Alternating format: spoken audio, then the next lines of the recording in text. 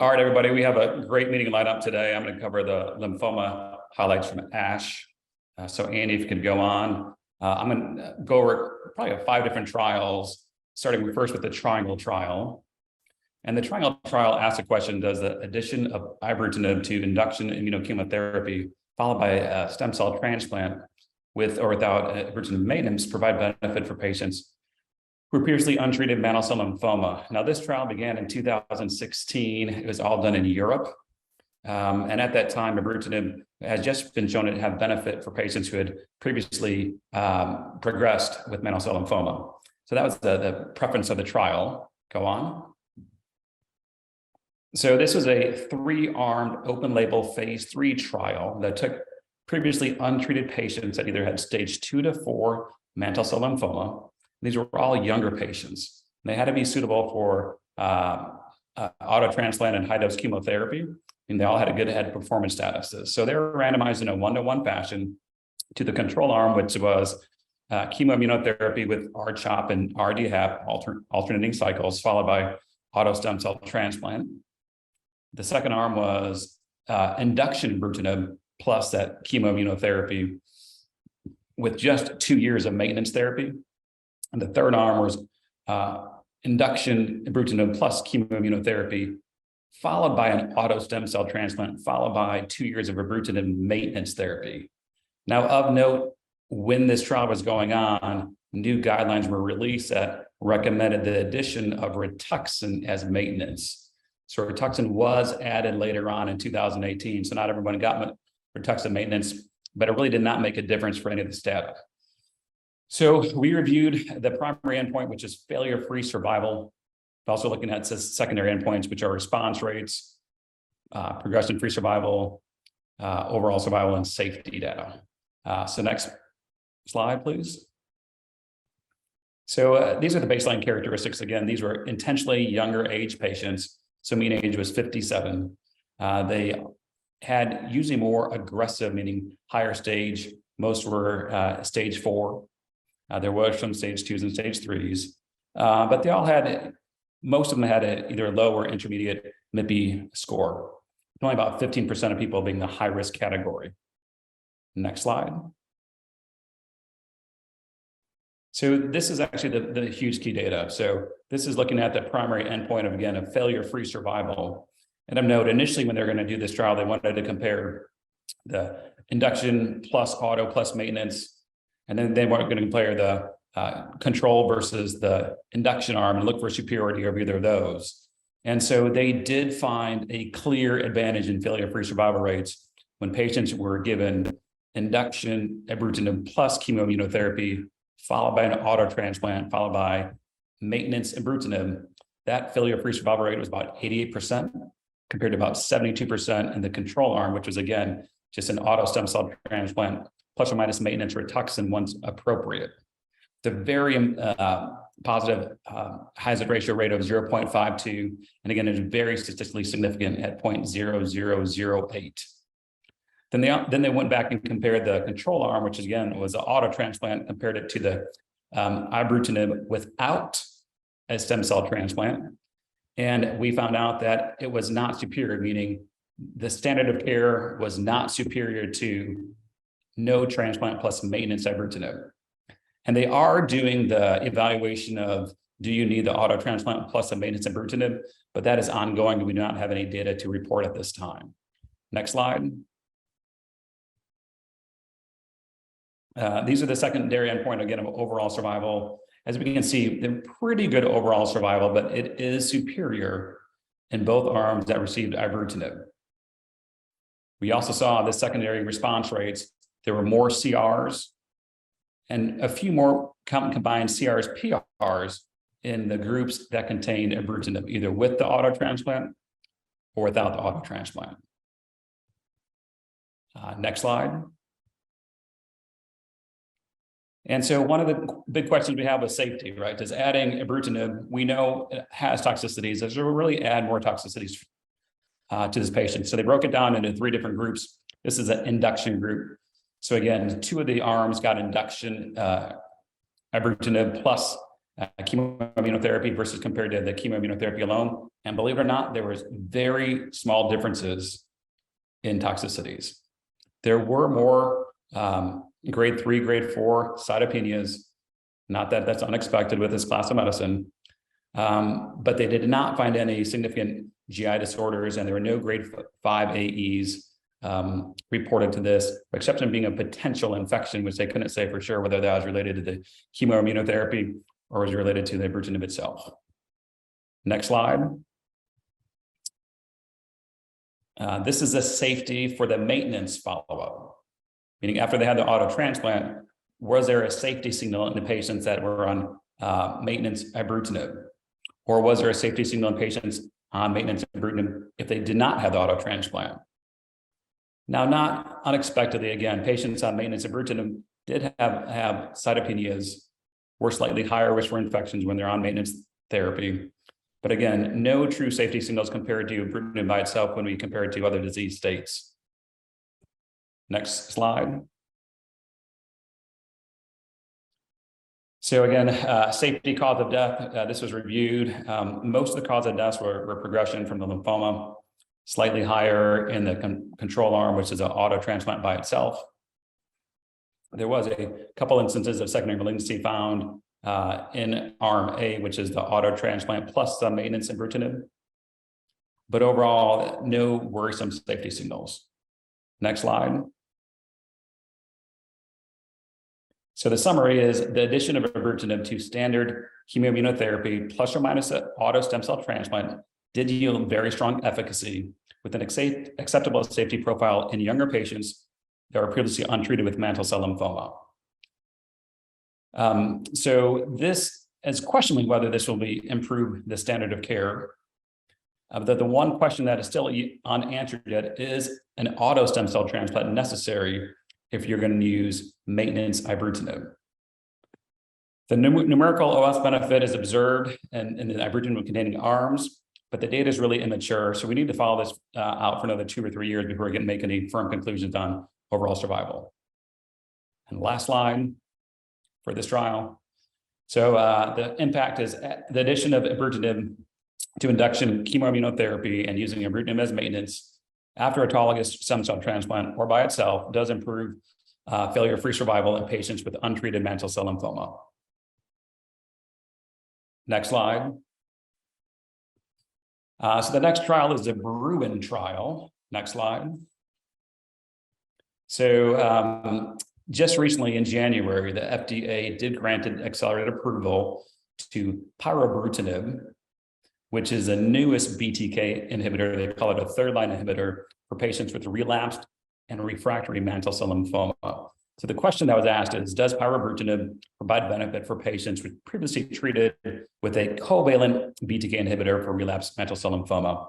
Now, of note, pirtobrutinib, also known as LOXO-305, for those of you that participate in the trial, is a non-covalent reversible binding inhibitor. The reason that is important is we do think this allows for a higher affinity binding for the BTK, which leads us improved selectivity, but at the same time reducing off-target side effects. Next slide. So the Bruin trial was a multi-center phase 1/2 trial that actually, when it was enrolling, had both CLL, SLL, mantle cell lymphoma, and other lymphomas in the other category.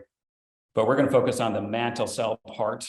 In order to be on this trial, you had to be greater than 18. You needed to have been on previous therapy. Now, most of these patients were on a prior BTK inhibitor, but there were a small amount of people that had been BTK naive. They at least had to have some form of therapy. So with this review, we're going to look at the first 90 patients who met the following criteria. They had to have measurable disease. They had received a prior BTK inhibitor, and they could not have CNS involvement. Now, of those 90 patients, 77% got up to the recommended phase 2 dose, which was a 200 milligrams once daily. And the key endpoints that we're going to be reviewing are overall response rates and duration of response and safety. Next slide. So here are the baseline characteristics. Things are pretty speak for themselves. Median age is about 70. They did take the 14 BTK naive patients, and they're in their own subcategory right here.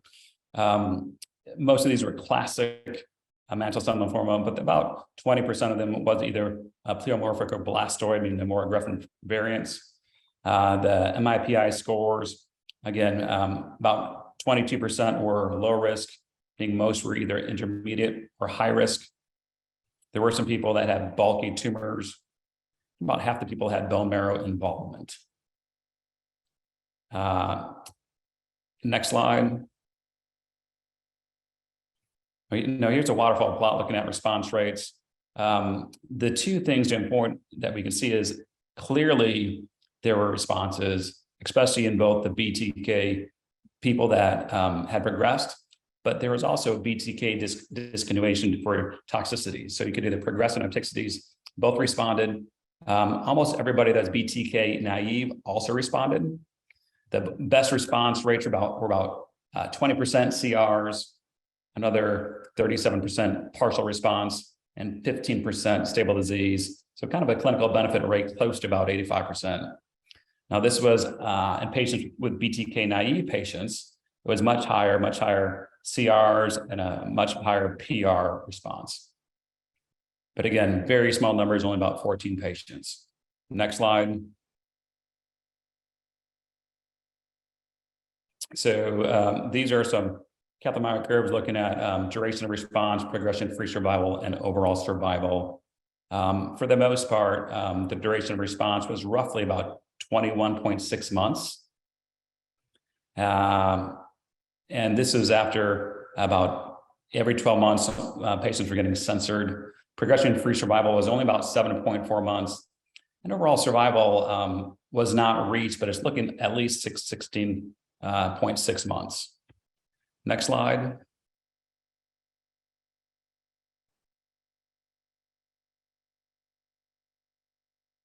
These are the safety AEs.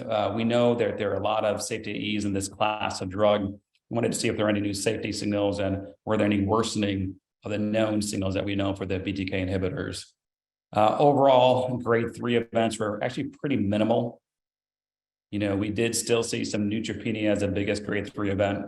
About 18% of people had some neutropenia associated with it at all. There is still evidence of AFib, although only 1% grade 3s. And there was also hypertension and hemorrhage hematoma are also big ones in all grades, but only about 1.5% to 3% in grade 3s. Next slide. So with the Bruin trial, it showed with over a year of additional data, pirtobrutinib continues to provide promising efficacy in patients that are relapsed refractory mantle cell lymphoma who have received a prior BTK inhibitor. For people that were BTK naive, there was a greater response rate. Pirtobrutinib is well tolerated with low AEs, as low as a low discontinuation rate.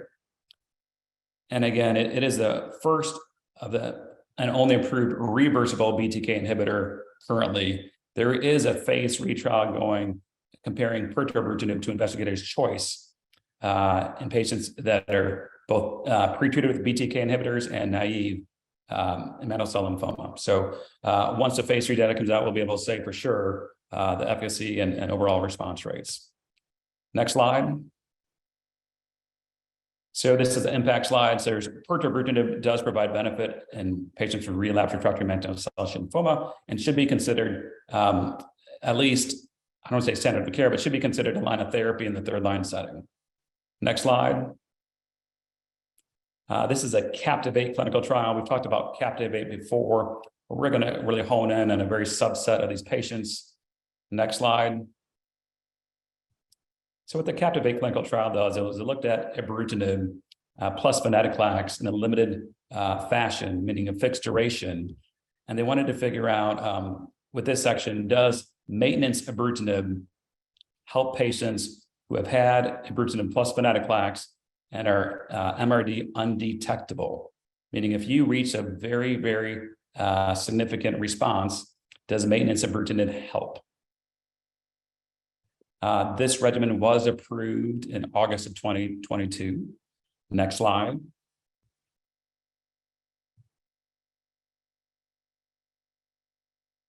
Andy, I think we're going the wrong way.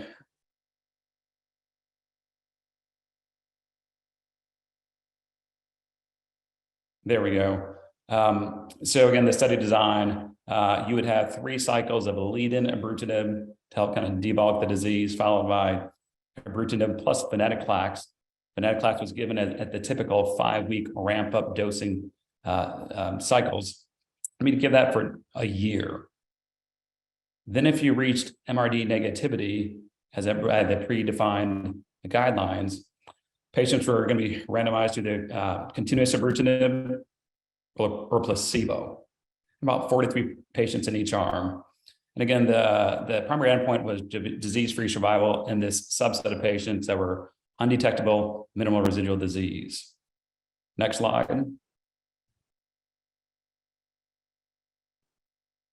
All right, so the characteristics are about the same. These are younger patients, 58, meaning they probably have more aggressive disease. There were patients that had DEL13 and DEL11 and complex karyotypes and unmutated patients, people we think are the higher risk disease.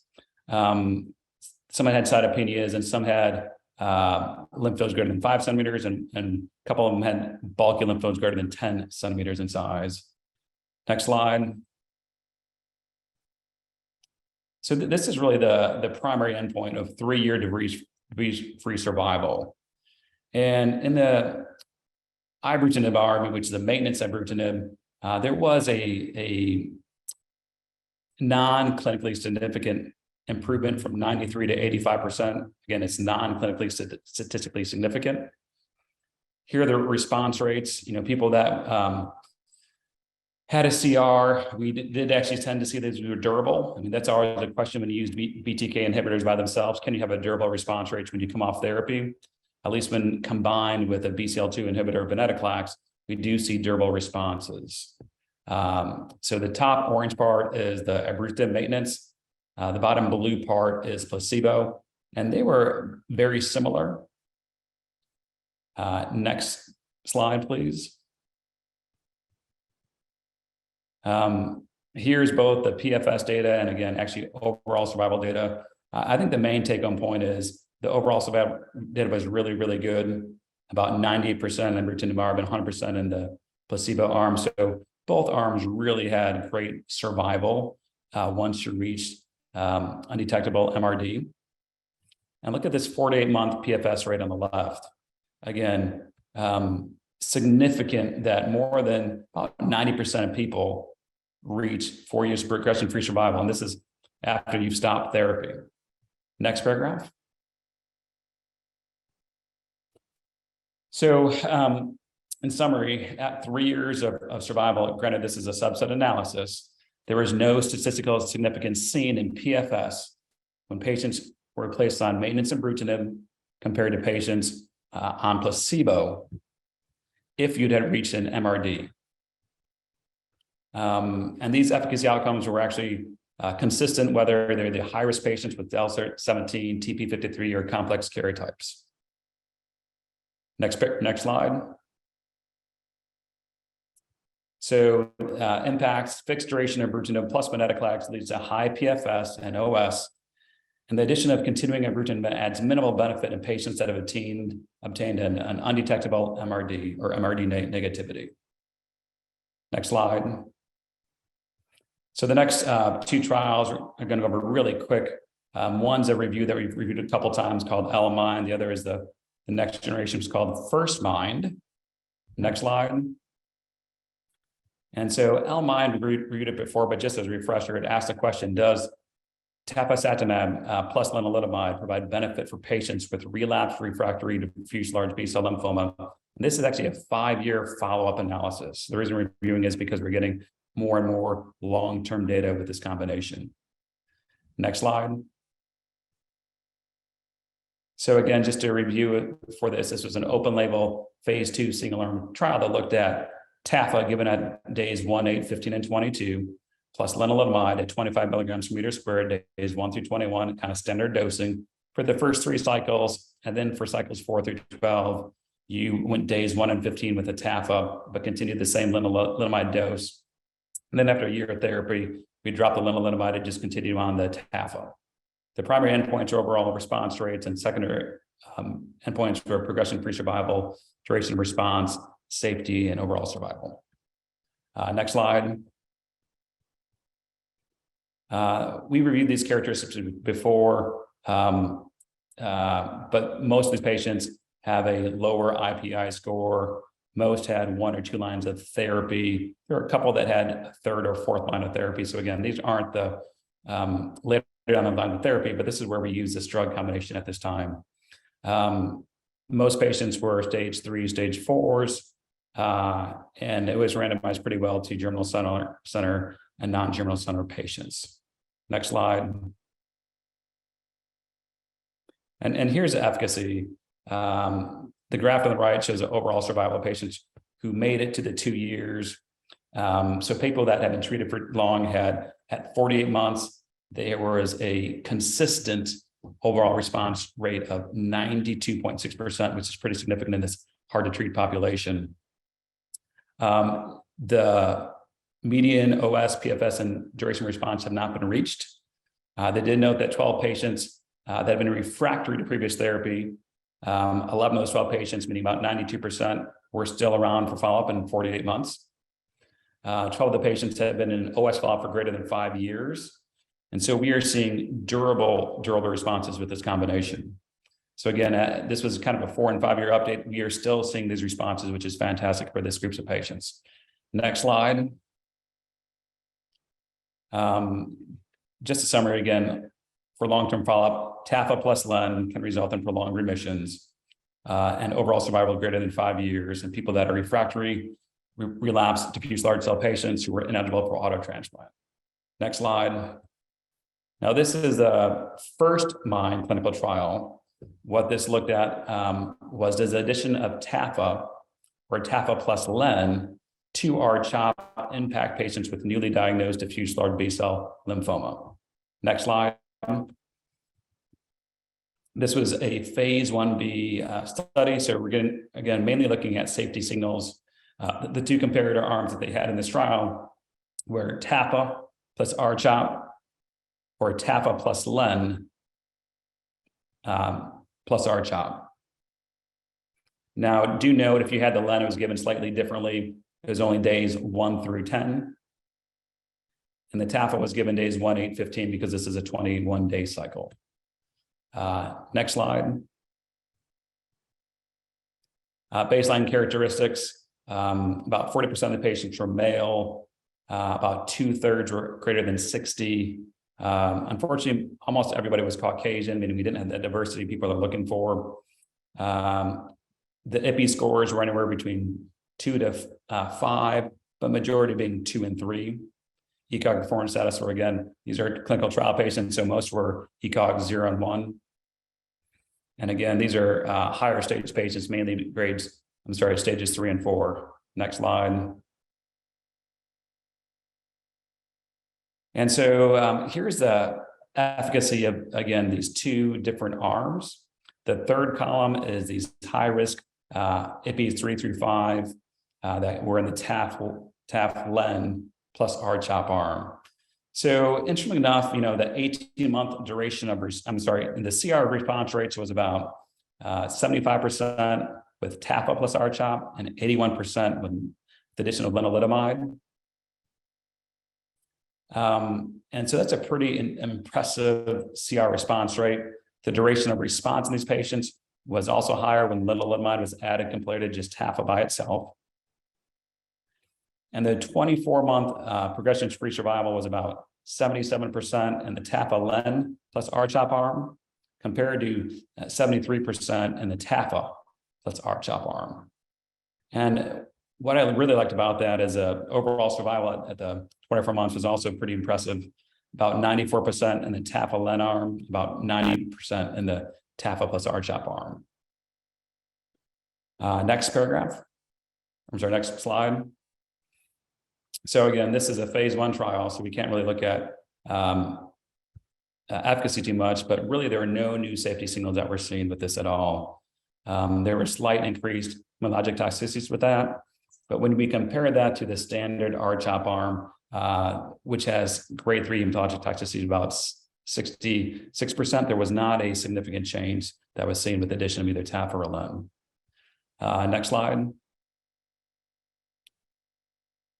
So I think in summary, TAFA plus len or TAFA by itself plus R-CHOP does provide benefit for patients with relapsed refractory diffuse large B-cell lymphoma. But a phase 3 trial is underway and more to come. And the last study we're going to look at is the NP3179 trial. Next slide. And this asks the question is, does a new CD20, CD3 T-cell engaging bispecific antibody called glofitamab provide benefit for patients with large cell lymphomas? And the reason we're reviewing this trial is because earlier in the year, Roche submitted a FDA biologic license application, a BLA, to see if they can get a priority review to get this approved. And we'll hear more about that in June, probably. Next slide. In December of 2022, the New England Journal of Medicine had this phase 1, phase 2 clinical trial, the NP3179, and kind of reviewed the data for it. What it took was patients with diffuse large B-cell lymphoma, high-grade B-cell lymphomas, transformed follicular lymphomas, or patients with primary mediastinal B-cell lymphomas, all who've had at least 2 therapies, including had to have included an anti-CD20 antibody and at least an anthracycline. Now, in this schema, what they ended up doing was giving obinutuzumab as a pre-treatment to help kind of decrease potential CRS. So everybody got obinutuzumab either at 1,000 or 2,000 milligram dose, and then they had step-up dosing, the glofitamab, which was either given at the 2.5 milligram dose, 10 milligram dose. 2 patients stopped, actually got a 16 milligram dose, but most patients went on to get the 30 milligram dose. And what they're looking at is response rates and overall response rates, duration of responses, and progression-free survival, and of course, toxicities. Next slide. Actually, go back one quick, Andy. I should have noted that initially, it was planned that when the glofitamab was given, that those patients would be hospitalized. But during the trial, those requirements evolved, such as for patients that did not have any CRS or had CRS less than grade 2, they could be given this drug as an outpatient then. So initially started in the hospital, but made it to the outpatient clinic if the patient did well. Next slide. So here are some of the response rates. The graph on the left looks at patients who received 1,000 milligrams of obinutuzumab, and then the step-up dosing up to 16 milligrams. That's why there are only 2 patients. Only 2 patients got 16. And the 2 graphs below, I look at 1,000 milligrams with a step up to 30, or 2,000 milligrams with a step up to 30.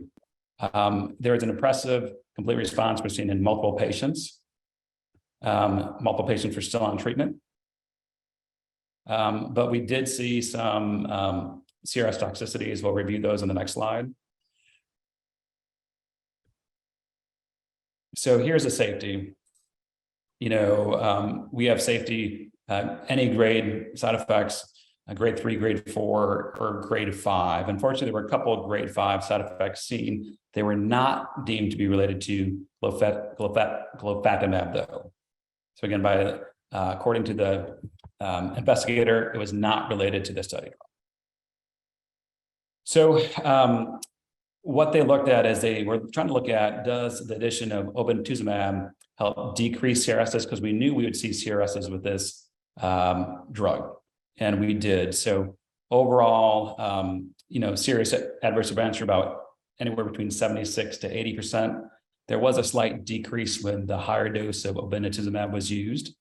Same thing with grade 3, grade 4 events. There was a significant improvement, though, in grade 3, grade 4 events when 2,000 milligrams of obinutuzumab was used. The main side effects that we were seeing were cytokine CRS, about 73% percent of people found it. Now, most were grade 1, grade 2, but there were a couple of grade 3, grade 4 events. We also saw some cytopenias, again, mainly anemias, but also neutropenias. There's fatigue, pyrexia, increased ASTs. There was a couple of COVID hospitalizations. There were some infusion-related reactions. Next slide.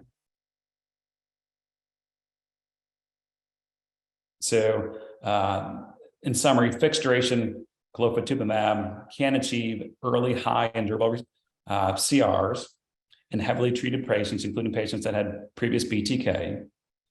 All CRF events that occurred were manageable, but there were 17 patients that did receive TOCI, and most of the CRS events had resolved by the time of data cutoff. Again, the reason we're talking about this was a phase 1 trial is they did submit this again to the FDA, and so as a community oncology programs, we're going to have to figure out how we deal with these bispecific antibodies and CAR T antibodies, because there are only 145 current hospitals that can give CAR T, that are CAR T certified. So that's not enough to handle all the patients and all the new drugs that are coming out. So we'll talk about this later, but we need to try to figure this out as a community of how we treat these patients in the outpatient setting. And that is it for me.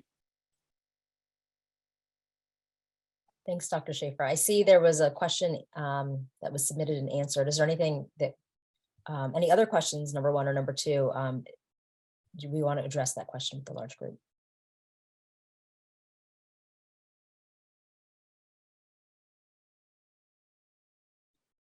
So I guess the question was, would you consider BR plus ibrutinib